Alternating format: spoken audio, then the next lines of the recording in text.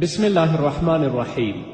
الحمد لله رب العالمين حمد الشاكرين، الصلاة والسلام على سيد الأنبياء والمرسلين سيدنا ونبينا وشفيعنا ومولانا محمد وعلى آله وأصحابه الطيبين الطاهرين.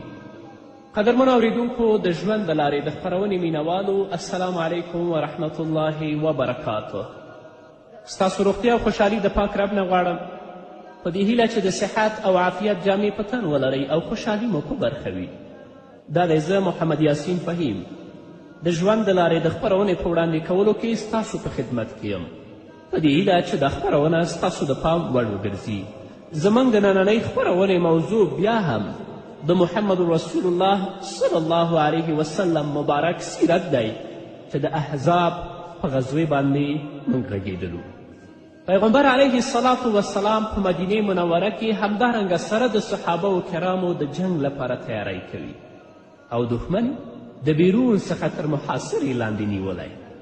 تر اوسه لا د مشرکینو او د مسلمانانو ترمنځ باقاعده جنگ نه دی شروع شوی، نو د قریشو د لښکر ځینې سپرو خپل اسونه د مدینې په لور وځغلول. جنگ لا شروع نه دی، ګوري چې د هغوی مخې ته یو لوی خندق کینل شوی دی. هغوی ویلي دا کوم نوی چل او تکتیک دی چې عربان یې نه پیژني. نو بیا مشرکینو په خندق کې یو تنګ ځای ولید، د هغې نه د خپل اسونه راتیر کړل او د مدینې خاورې ته ورننوتل. په دې اسورو کې مشهور اتل، د مشرکینو مشهور قهرمان عمر بن عبدود هم شامل و چې هغه د زر کسه اسپرو انډول ګڼل کیده. کله چې هغه د مسلمانانو د لښکر مخې ته راغی ودرید او په لوړ آواز یې ویل څوک شته چې زما مقابلې ته راووځي. حضرت علی کرم الله وجهه د عمر بن عبدود مقابلې ته راووت. رسول الله صلی الله علیه وسلم درې وارې حضرت علی کرم الله وجهه د دې نه منع کړه چې هغه د عمر بن عبدود مقابلې ته راووځي، ځکه هغه ډیر اتل، هغه ډیر قهرمان و، د هغه مقابله چا نشوه کولی. خو چې هغه ډیر په لوړ آواز باندې غږونه کول، نو حضرت علی کرم الله وجهه مجبوره شه رسول الله اجازه ورکړه د هغه مقابلې ته راووت. کله چې حضرت علی کرم الله وجهه د هغه مقابلې ته راووت، حضرت علی کرم الله وجهه ورته وویل ای عمره، تا د الله سره دا تعهد او دا وعده کړې وه که کوم قریشي سړی تا ته دوه کارونو څخه یو کار در وښي یا د دوه کارونو نه تا یو کار ته راوبلي، ته به یې قبول کړې. زه هم قریشي سړی یم، تا دوه کارونو ته رابلم. عمر ورته ویلې هوکې دا خبره ما کړې ده، که کوم قریشي سړی د دوه کارونو نه یو کار ته ما راوبلي، زه به په هغو کې خامخا یو منم. حضرت علی کرم الله وجهه ورته ویل زه تا الله او د هغه د رسول او اسلام ته رابلم، زه تا الله طرف ته، د هغه رسول طرف ته او اسلام طرف ته رابلم. عمر بن عبدود چې ډېر په کبر او په غرور کې راوتلی و، هغه ورته ویلې زه هغوی ته اړتیا نه لرم. بیا حضرت علی کرم الله وجهه ورته ویلې زه تا جګړې او مقابلې ته رابولم. عمر ورته ویلې وراره ولې؟ قسم په الله زه غواړم چې تا ووژنم او ته کله هم زما مقابله نشي کولی. زما قهرمانی او زما اتلتوب خو تاسو ته معلوم دی، ته څنګه نن زما مقابلې ته راوځي؟ حضرت علی کرم الله وجهه ورته ویلې خو قسم په الله زه غواړم چې تا ووژنم. د حضرت علی کرم الله وجهه د دې خبرې په اورېدو سره عمر ډیر ګرم شه، ډیر په غرور او په کبر کې شه، د خپل اس څخه یې توپ که او د حضرت علی کرم الله وجهه مقابلې ته راووت. حضرت علی کرم الله وجهه ته مخامخ شو، دواړو جګړه او مبارزه پیل کړه او هر یوه د بل د وژلو هڅه کوله. د لږې جګړې څخه وروسته د دین دښمن د حضرت علی کرم الله وجهه په لاس باندې ووژل شو. د مشرکینو لښکرو مسلمانان نږدې یو میاشت د ټولو خواو څخه تر کلکې محاصرې او بندیز لاندې ونیول. مسلمانانو باندې ابتلا او امتحان ډیر سخت شو، د منافقینو نفاق را څرګند شو. په دې بهانه د رسول الله صلی الله علیه وسلم څخه مدینې ته د تګ اجازه وغوښته چې ان بیوتنا عوره وما هي بعوره ان یریدون الا فرارا. رابغله رسول الله ته به ویلې زموږ کورونه خالی دي، هلته څوک نشته پکې نارینه. حال دا چې الله وایي کورونه یې خالی نه ول، په دې بهانه یې تیښته کوله، د جنګ نه تښتېدل. رسول الله صلی الله علیه وسلم همدارنګه صحابه کرام رضوان الله تعالی علیهم اجمعین د سختې ویرې په حالت کې ول چې نعیم بن مسعود غطفانی راغی او رسول الله صلی الله علیه وسلم ته یې ویل زه مسلمان شوی یم، خو قوم مې تر اوسه خبر نه دی چې زه مسلمان شوی یم. پیغمبر علیه الصلاة والسلام ته یې ویلې څه دې خوښه وي امر راته وکړه چې سر ته یې ورسوم. رسول الله صلی الله علیه وسلم نعیم بن مسعود غطفانی ته ویل ته زموږ له جملې څخه یو وګړی که توانیږي دښمن له موږ څخه لرې کړه، ځکه چې جنګ تکتیک دی، په هره طریقه چې کولی شي د دښمن په منځ کې شک پیدا کړه، د هغوی په زړونو کې وسوسې پیدا کړه او دښمن زموږ نه لرې کړه. نعیم بن مسعود د بني قریظه قبیلې ته ورغی، داسې خبرې ورته وکړې چې خپل دې موقف کې متردد او شکمن کړل، ځکه بني قریظه هغه قبیله وه چې مشرکینو سره لاس یو کړی و چې موږ او تاسو به په محمد رسول الله حمله کړو، دا د یهودو قبیله وه. نو نعیم بن مسعود غطفانی د بني قریظه قبیلې ته ورغی، هغوی ته داسې خبرې وکړې چې هغوی په خپل موقعیت او په خپل تصمیم کې شکمن او متردد کړل چې تاسو څنګه د غطفان او مشرکینو سره مرسته کوئ او حال دا چې هغه د مدینې اوسیدونکي هم نه دي، او انصار او مهاجرین چې هغه د مدینې منورې اوسیدونکي دي، هغه ستاسو ګاونډیان دي، هغوی سره تاسو څنګه دښمني کوئ؟ او دا خبره هم د یهودو قبیلې بني قریظې ته وکړه. تر هغې پورې د قریشو او د غطفان سره په جګړه کې برخه وانخلئ تر څو چې د هغوی مشران ستاسو سره برمته پاتې نشي. چې کله د هغوی مشران تاسو سره برمته پاتې شول، بیا تاسو قریشو او همدارنګه غطفان قبیلې سره شریک شئ په جګړه کې او په مدینې باندې حمله وکړئ، ځکه چې کله هم هغوی برمته واخیستل بیا به تاسو سره دا ډاډ وي چې د شکست په حالت کې به تاسو یوازې نه پرېږدي. د بني قریظه خلکو ویلې نعیمه ډیره ښه مشوره دې راکړه. نو نعیم بن مسعود غطفانی رضی الله تعالی عنه دا خبره یهودو ته وکړه. اوس ورځي مشرکینو ته چې کله قریشو ته ورغی، هغوی ته د خپل اخلاص او خیرخواهي څرګندونه وکړه. مشرکینو ته دا ویلې چې د بني قریظه یهود په خپل هغه تړون کې چې تاسو سره کړی و پښیمانه دي، هغه تړون چې تاسو سره کړی و په هغه کې پښیمانه دي. هغوی د تاسې نه د تړون ضمانت په توګه ستاسې مشران غواړي چې هغوی تاسې هغوی څخه برمته پرېږدئ، او بیا به د یوې جوړې جاړې په توګه ستاسې مشران د محمد رسول الله صلی الله علیه وسلم ملګرو ته وسپاري چې سرونه یې پرې کړي. دا خبره قریشو ته وکړه. د هغې نه وروسته راغی د غطفان قبیلې ته، هغه څه یې ورته ویل چې هغه خبره قریشو ته کړې وه. نو په دې سره دواړه ډلې د یو بل څخه په ویره کې شوې. مشرکین د یهودو نه په ویره کې شول، همدارنګه یهود د مشرکینو نه په ویره کې شول، غطفان هم د یهودو نه په ویره کې شول، یهود د غطفان نه په ویره کې شول. دا ټول کار چا وکړ؟ نعیم بن مسعود غطفانی رضی الله تعالی عنه. نو د مشرکینو او د غطفان قبیلې زړونه د یهودو په خلاف شکمن او د کرکې او کینې څخه ډک شول، او دا متحده جبهه چې دوی جوړه کړې وه د داسې تفرق او اختلاف کار شوه چې هرې ډلې د بلې څخه د ویرې احساس کو.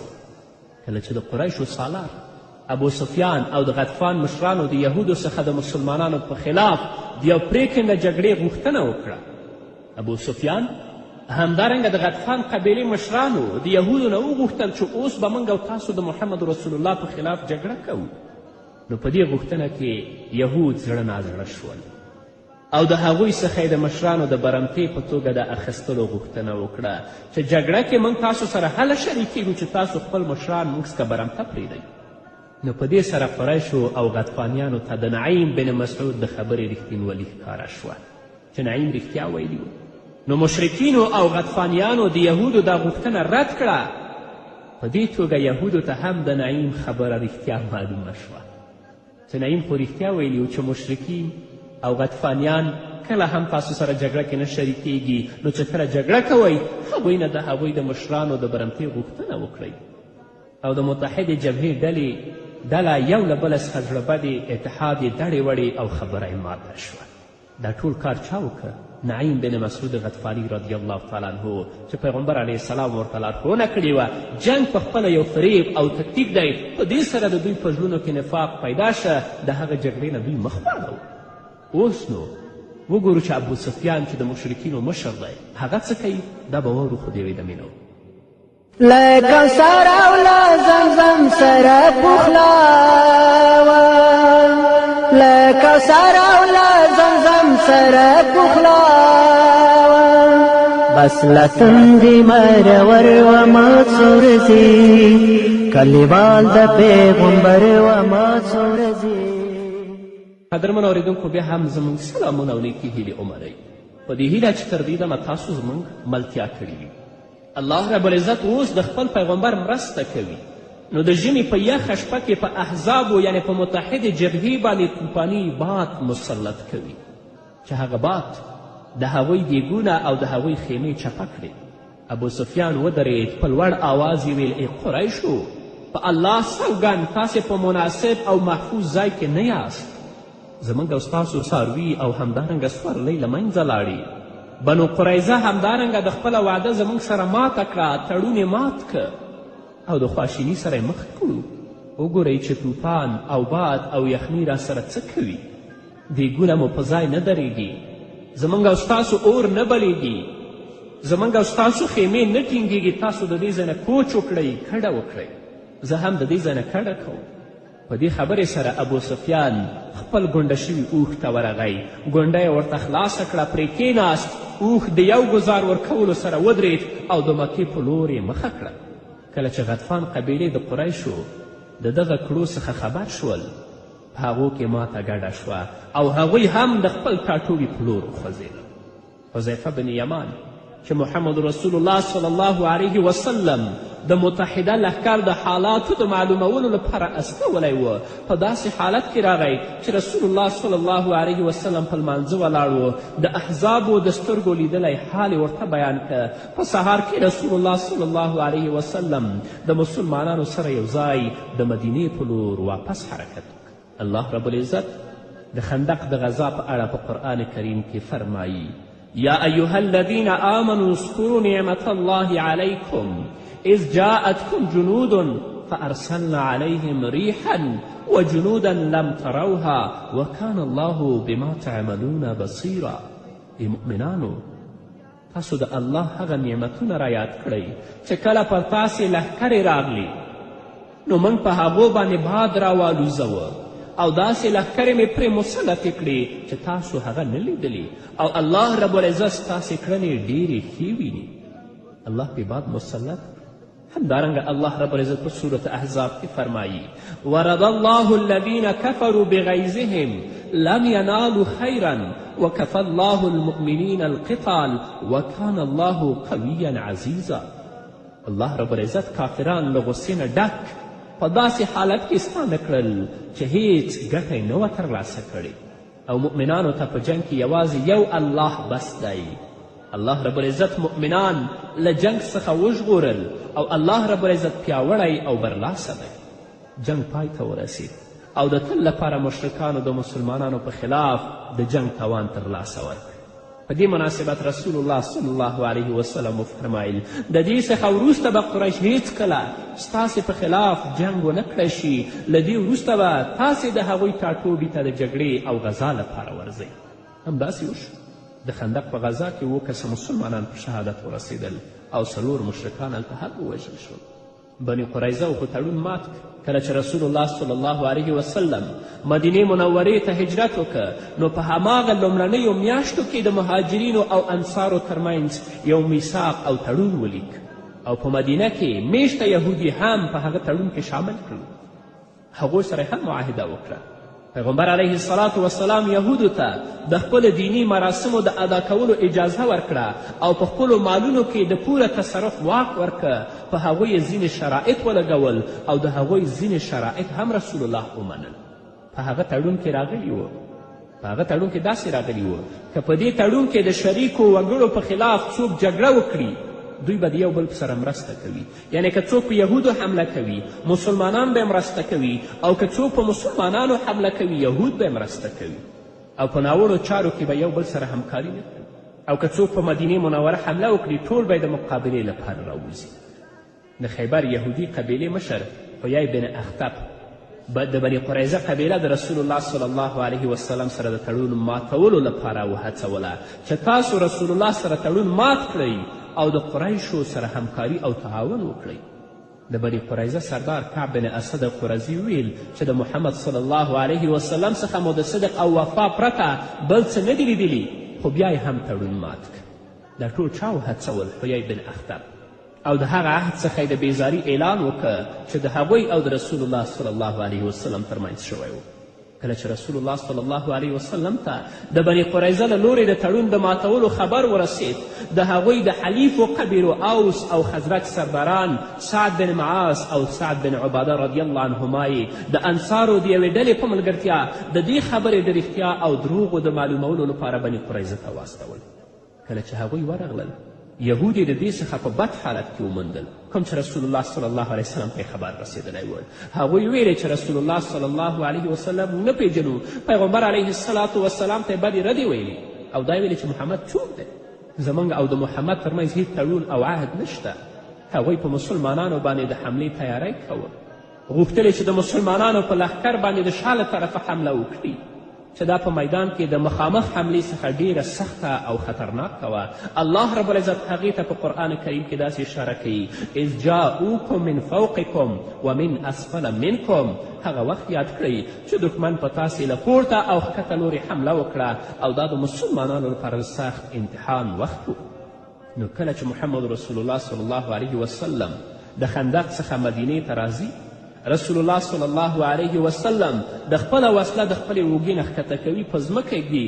جبرائیل علیه السلام وسلام راغی، رسول الله ته ویلې یا رسول الله آیا وسله دې ایښې ده؟ رسول الله وفرمیل هوکې. جبرائیل علیه السلام ویل فرښتو تر اوسه وسله نه ده ایښې، الله درته د بني قریظه په لور د تګ امر کوي، زه هم د بني قریظه په لور روان یم چې هغوی ولغځوم، ځکه هغوی تاسو سره خیانت کړی. رسول الله صلی الله علیه وسلم اعلان کوي چې موږ او تاسو به د مازدیګر لمونځ په بني قریظه کې کوو. رسول الله صلی الله علیه وسلم بني قریظه چې د یهودو غټه قبیله ده 25 ورځې کلکې محاصرې لاندې ونیوله چې د محاصرې په نتیجه کې ښه وځپل شول او الله رب العزت د هغوی په زړونو کې رعب او ویره واچوله.